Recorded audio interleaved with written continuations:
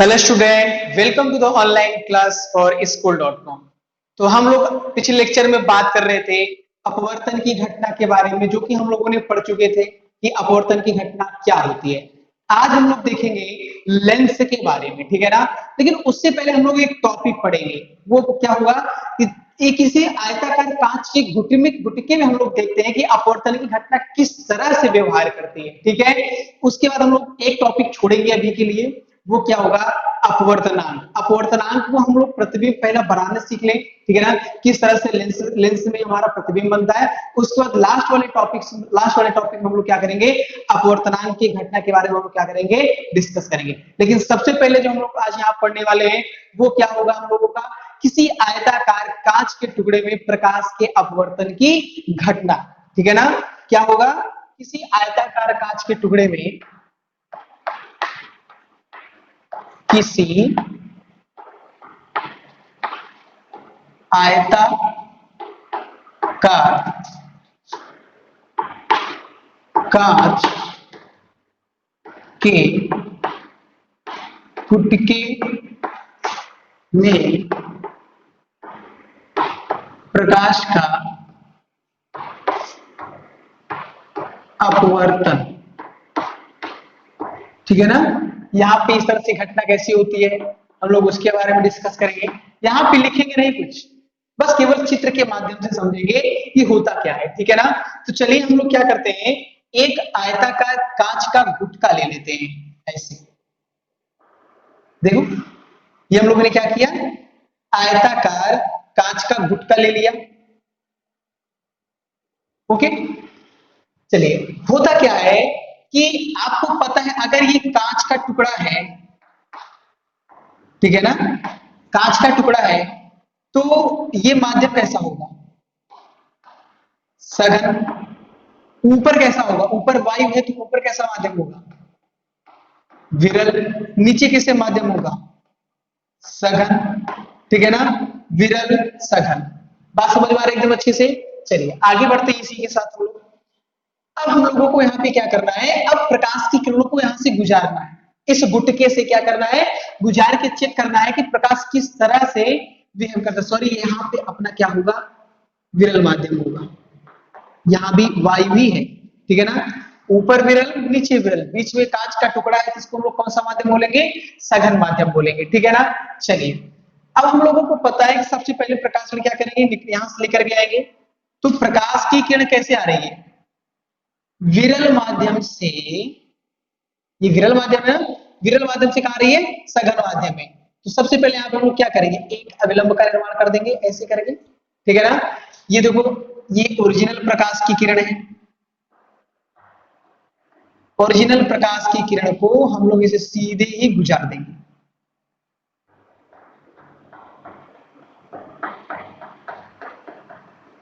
ठीक है। ये प्रकाश का किरण हमारा क्या है, जो सीधे निकल जाता है इस कांच की गुटकी को पार करते हुए, ठीक है ना। लेकिन ऐसे अपवर्तन की घटना में तो होता नहीं, बस हम लोग उस चीज से मान लिए हैं कि प्रकाश किरण कैसे चलती है, सीधी रेखा में।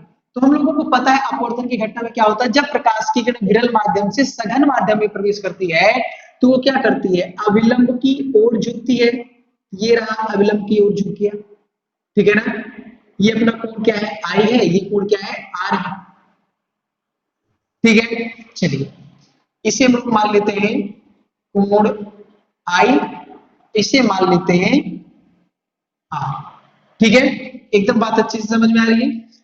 आगे क्या है देखते हैं। फिर अब ये जो प्रकाश की किरण है ये कहां से जा रही है, विरल माध्यम से। कहां से जा रही है, अब ये जो प्रकाश किरण यहां से चल रही है, ये सघन से विरल में जाने का प्रयास कर रही है। जब ये विरल से सघन में आने का प्रयास किया, अर्थात वायु से कांच के टुकड़े में प्रवेश किया, तो ये क्या करेगा, अविलंब की ओर झुकेगा। लेकिन जैसे ही ये क्या करेगा, अब ये कांच के टुकड़े को पार करते हुए विरल माध्यम में जाने का प्रयास करेगा, तो कंडीशन क्या हो जाएगा, सघन माध्यम से विरल माध्यम में। जैसे इससे पार करेगा तो हम लोग क्या करेंगे, इस वाले पॉइंट पे एक अविलंब का निर्माण कर देंगे ऐसे करके, ठीक है ना। अब आपको पता है अब ये क्या करेगी, अविलंब से दूर हटेगी, ठीक है ना। तो बताओ प्रकाश जाना कैसे चाहिए था, सीधी रेखा में, ठीक है ना। तो प्रकाश जाएगा कैसे, अविलंब से थोड़ा सा दूर हट जाएगा, तो अविलंब से दूर हटने के बाद कुछ इस तरह से हो जाएगा। ये रहा प्रकाश का किरण, इसमें अविलंब की ओर झुका था, जब विरल से सघन में आ रहा था, और जब ये कांच के टुकड़े को पार करके फिर वायु में जा रहा था, अर्थात सघन माध्यम से फिर से विरल माध्यम में जा रहा था, तो बताओ ये अविलंब क्या हो गया, ये अविलंब से दूर हट गया ना, तो यहाँ पे क्या हो जाएगा, इसको हम लोग कोण को मान लेते हैं आर डैश, इसे मान लेते हैं निर्गत कोण ई मान लेते हैं। बात समझ में आया। अब एक कोण से कोई मतलब नहीं यहाँ पे, मतलब बस केवल इतना है, यहाँ पे हमें कांच, किसी आयताकार कांच के टुकड़े में प्रकाश का अपवर्तन देखना था। तो अगर आप जरा ध्यान से देखें, ये कौन सी किरण है, आपतित, ये कौन सी किरण है, अपवर्तित। तो बताओ जब कोई प्रकाश की किरण किसी आयताकार कांच के टुकड़े में प्रवेश करती है, तो निकलने के पश्चात आपतित किरण तथा अपवर्तित किरण दोनों बताओ एक दूसरे के क्या हो जाते हैं, समांतर हो जाते हैं। यही होता है किसी आयताकार कांच के टुकड़े में प्रकाश का अपवर्तन, ठीक है ना। अगर हम लोग इसको छोटा सा चित्र बना करके यहां देखें, तो ये प्रतिबिंब हम लोगों को किस तरह से दिखाई दे रहा है। अगर कोई प्रकाश की किरण इस तरह से प्रवेश करेगा, तो ये ऐसे जाएगा, फिर ऐसे जाएगा। देखो कुछ इस तरह से दिख रहा है, नहीं दिख रहा है, ऐसे गया, फिर झुका, फिर ऐसे निकल गया।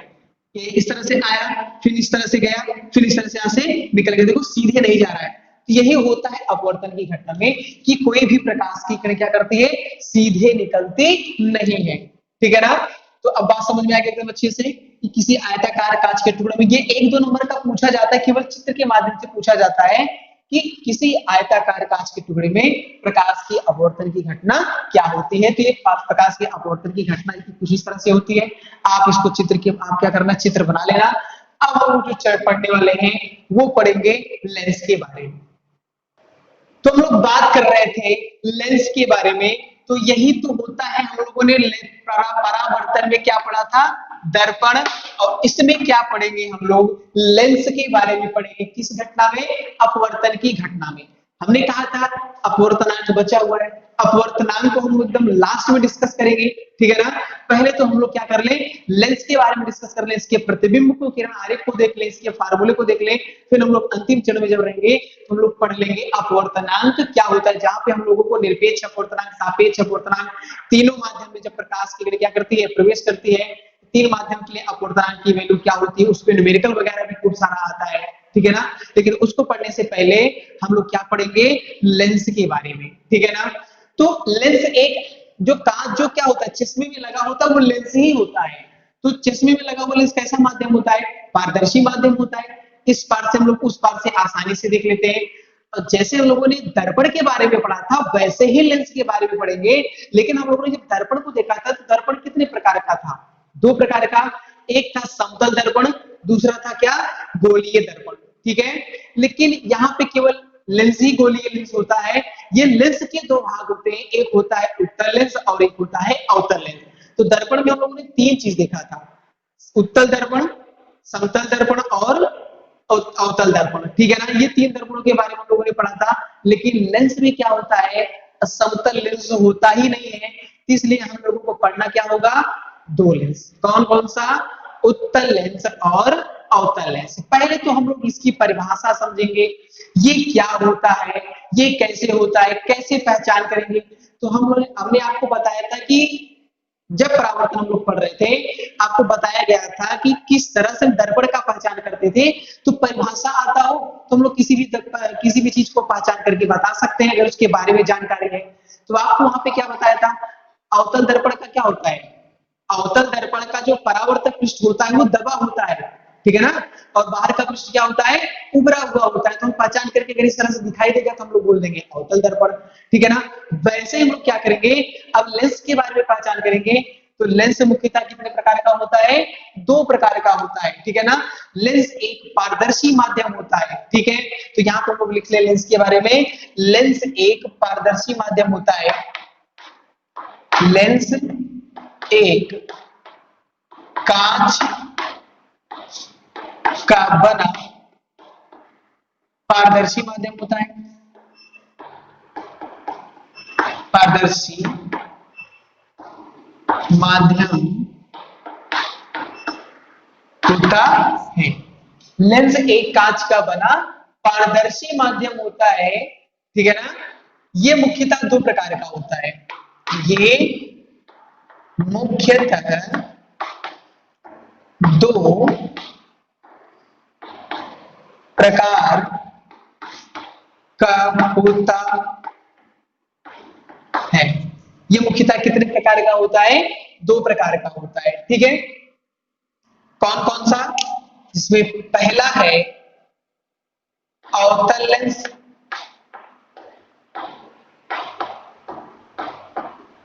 और दूसरा है उत्तल लेंस। पहला कौन सा है? अवतल लेंस। दूसरा कौन सा है? उत्तल लेंस। तो इसको भी पहचानना सीखेंगे। तो याद रखना, जो लेंस होता है तो ये 2 गोलों से मिलकर के बना होता है, 2 गोलों का कटा हुआ भाग होता है। ठीक है ना? और जो दर्पण हुआ करता था वह एक गोले का 2 भाग जो निकल करके अलग अलग आया था, उसको हम लोगों ने दर्पण बोला था। तो यहाँ पे हम लोग क्या करते हैं, जैसे मान ले लेते हैं 2 सर्कल अपने पास है, 2 गोले हैं पारदर्शी, ऐसे करके। ठीक है ना? तो होता क्या है, ये जो एक दूसरे को प्रतिच्छेद करके काट रहे हैं, यही इसमें से कौन सा लेंस बनेगा? इसमें से जो एक दूसरे को प्रतिच्छेद कर रहे हैं यही लेंस, हम इसी को हम लोग क्या बोलते हैं? लेंस। और यही आगे चल करके इसको हम लोग नाम क्या दे देते हैं? इसको नाम दे देते हैं उत्तल लेंस। क्या बोलते हैं? उत्तल लेंस। तो लेंस का निर्माण 2 गोलों से होता है। कितने गोलों से होता है? 2 गोलों से। तो याद कीजिए, जब आपके पास एक गोला था दर्पण में, तो आपने वहां पे एक वक्रता त्रिज्या लिया था, एक फोकस दूरी हुआ करती थी, एक फोकस बिंदु हुआ करता था। लेकिन यहाँ पे ऐसा कुछ नहीं है, ये 2 गोले से मिलकर के बन रहा है। इसका मतलब ये है कि यहाँ पे क्या हो जाएगा, यहाँ पे अपने पास क्या होगा? 2 वक्रता केंद्र, 2 फोकस दूरी हो गई। ठीक है ना? तो यहाँ पे प्रतिबिंब ऐसा लग रहा है कि जब यहाँ पे दो केंद्र होंगे, 2 वक्रता केंद्र होंगे, तो प्रतिबिंब को बनाना कठिन होगा, लेकिन प्रतिबिंब का बनाना यहाँ पे बहुत ही आसान होता है। ठीक है ना? तो एक होता है उत्तल लेंस, एक होता है अवतल लेंस। तो आप हम लोग बात कर लेते हैं कैसे क्या क्या हम लोग एक चीज बारे में डिस्कस करते हैं। ठीक है ना? तो यहाँ पे हम लोग ये देखो अवतल लेंस का निर्माण कर रहे हैं, इसको हम लोग बोलते हैं अवतल लेंस, और इसको हम लोग बोलते हैं उत्तल लेंस। ठीक है ना? तो अब देखो ध्यान से, ये जो अवतल लेंस है, ये 2 गोले दिख रहे हैं कि नहीं दिख रहे हैं? ये देखो, एक इधर से गोला बन रहा है, एक इधर से बन रहा है। तो इसके लिए भी देखो, एक इधर से बन रहा है और एक इधर से बन रहा है। तो कहने का मतलब क्या है? बात समझ में आ गया होगा चित्र को देख करके कि जो लेंस होता है ये कितने गोले का भाग होता है? ये 2 गोले का भाग होता है। ठीक है ना? तो जो दर्पण होता है केवल 1 गोले का भाग होता है। तो यहाँ पे हम लोग देख रहे हैं इनको पहचानेंगे कैसे, इनकी परिभाषा कैसे बनाएंगे। ठीक है ना? तो दोनों लेंसों में कुछ डिफरेंस दिखाई दे रहे हैं। डिफरेंस क्या है कि इसका ऊपर वाला भाग क्या है? इसका ऊपर वाला और नीचे वाला भाग क्या है? मोटा है। ठीक है ना? और इसका ऊपर और नीचे वाला भाग क्या है? पतला है। तो ये कौन सा लेंस है? अवतल लेंस है। अवतल लेंस। ठीक है? ये कौन सा लेंस है? उत्तल लेंस। कौन सा लेंस है? उत्तल लेंस। तो यहाँ पे क्या देख रहे हैं? ऐसा लेंस जिसके किनारों पे क्या होता है? किनारों पे मोटा तथा बीच में पतला होता है। इस प्रकार के लेंस को हम लोग क्या कहते हैं? अवतल लेंस। ऐसा लेंस जिसके किनारों पे पतला तथा बीच में मोटा होता है, ऐसे लेंस को हम लोग क्या बोलेंगे? उत्तल लेंस। तो सबसे पहले हम लोग क्या करते हैं? डिफिनेशन लिख लेते हैं। उत्तल या अवतल लेंस। अवतल लेंस ऐसा लेंस, ऐसा लेंस जो किनारों पर कैसा है? मोटा। किनारों पर मोटा तथा बीच में पतला होता है।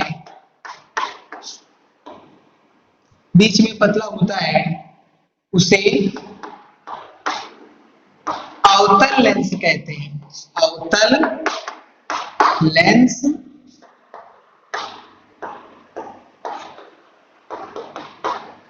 अवतल लेंस कहते हैं।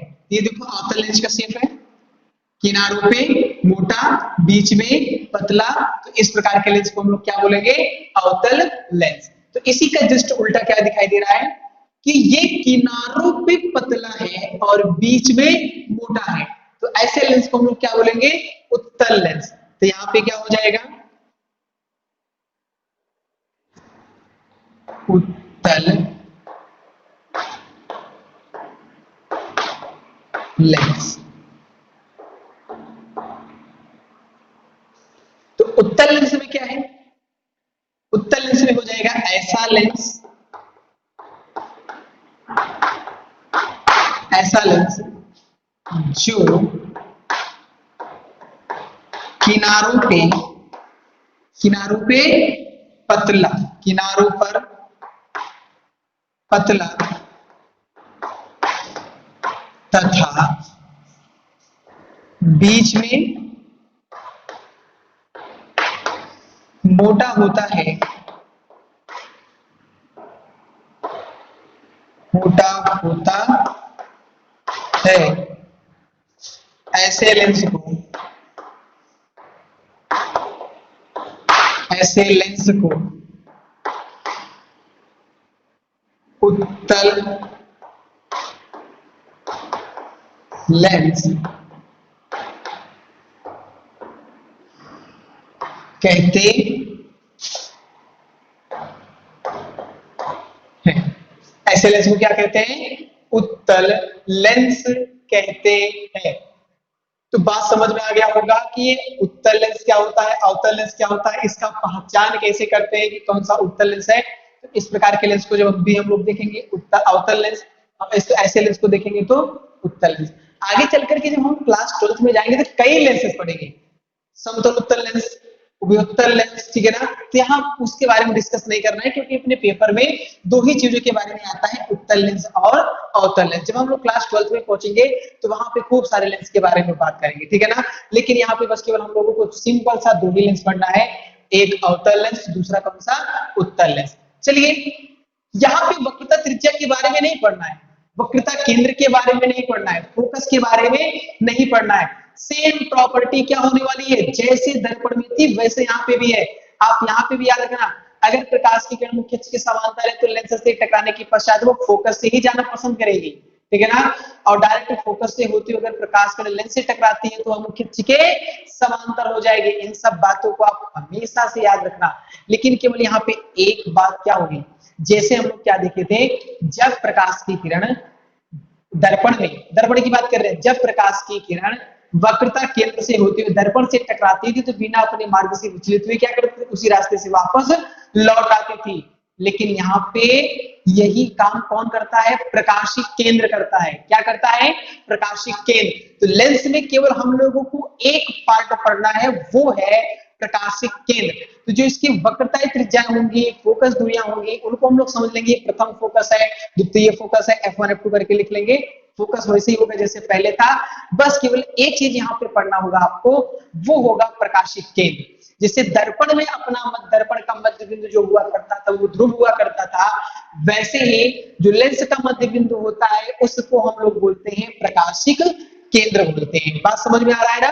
तो बस केवल हमको इस पार्ट में केवल प्रकाशिक केंद्र के बारे में पढ़ना है, फिर हम लोग आगे चल करके क्या करेंगे, प्रकाशिक केंद्र के लिए घटना पढ़ लेंगे। प्रकाशिक केंद्र के लिए होता क्या है, उसके लिए अपना प्रकाश किस तरह से क्या करता है, बिहेव करता है। तो प्रकाशिक केंद्र के लिए क्या होता है, जब प्रकाश की किरण प्रकाशिक केंद्र से क्या करती है, लेंस से होती हुई प्रकाशिक केंद्र से टकराती है तो वह क्या करती है, अपने मार्ग से बिना विचलित हुए सीधे निकल जाती है, ठीक है ना। ऐसे में हम लोग इसको क्या बोलते हैं, प्रकाशिक केंद्र की घटना बोलते हैं, ठीक है ना। तो बस आज के लिए बस इतना ही।